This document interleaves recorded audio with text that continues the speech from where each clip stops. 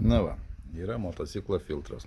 Senas, visi kolektoriai yra akmeniniai, vat jos praktiškai eina suspaus, bet taip labai sunkiai, šitie praktiškai irgi ne. Įkišti į tą skylę yra žiauriai nepatogu.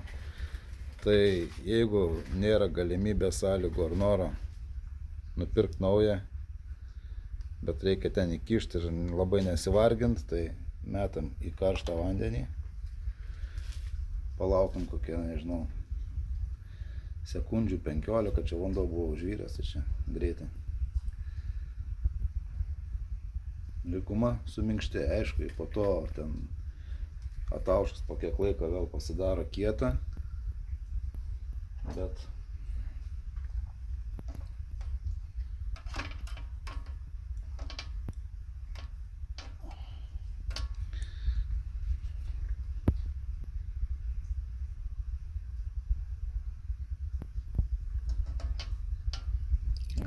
užsiėmam, pasivedam ir va, gumytę iš karto tokią visą gali dėti.